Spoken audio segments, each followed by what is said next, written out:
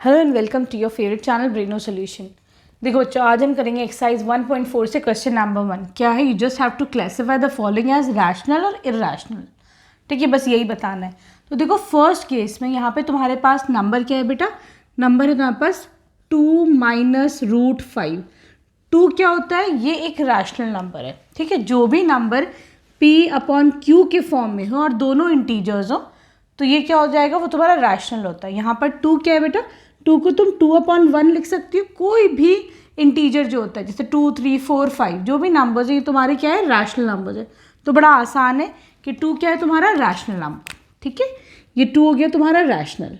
तुमने इसमें सब्ट्रैक्ट करा। अब ये रूट 5 क्या है? रूट के अंदर अगर तुम्हारे पास प्राइम नंबर है तो वो तुम्हारे पास इरैशनल बन जाएगा। सिंपल। तो रूट 5 क्या हो गया? इरैशनल नंबर हो गया। तो रैशनल में से इरैशनल को सब्ट्रैक्ट करो, क्या मिलेगा तुमको आंसर? इरैशनल नंबर ही मिलेगा। ठीक है, अब देखो बेटा सेकंड पार्ट में क्या है? You have 3 plus root 23 minus root 23। ऐसे देख रहे हो तो रूट 23 प्राइम नंबर है, वो अंडर रूट के अंदर प्राइम है, इधर भी अंडर रूट के अंदर प्राइम है, तो ये रैशनल हो गया। लेकिन अगर तुम ब्रैकेट ओपन करोगे तो ये क्या बनेगा? 3 प्लस रूट 23, राइट। ये क्या बनेगा? Minus root 23। क्या कर सकते हैं हम? दोनों को सिंपल सब्ट्रैक्ट कर दो। क्या बच्चा आप तुम्हारे पास? सिर्फ सीधा तुम्हारे पास ये गॉट 3। 3 क्या होता है? 3 तुम्हारे पास ये रैशनल नंबर होता है। ठीक है, आसान। अब आ जाओ तुम इसके थर्ड पार्ट पर। यहाँ पे है बेटा 2 रूट 7 अपॉन 7 रूट 7। अगेन बहुत सिंपल। क्या करना है तुम्हें? रूट 7 से रूट 7 जाएगा, क्या बचेगा तुम्हारे पास? 2/7। 2/7 क्या है? दोनों इंटीजर्स है। दैट मीन्स ये क्या हुआ? सीधा सीधा अगेन ये एक रैशनल नंबर हो गया। ठीक है, क्लियर है? आसान है ये सब। अब आ जाओ इसके फोर्थ पार्ट पर। यहाँ पे है तुम्हारे पास 1/√2। तो देखो ऊपर क्या है? एक रैशनल नंबर। √2 क्या है? अगेन एक इरैशनल। क्यों?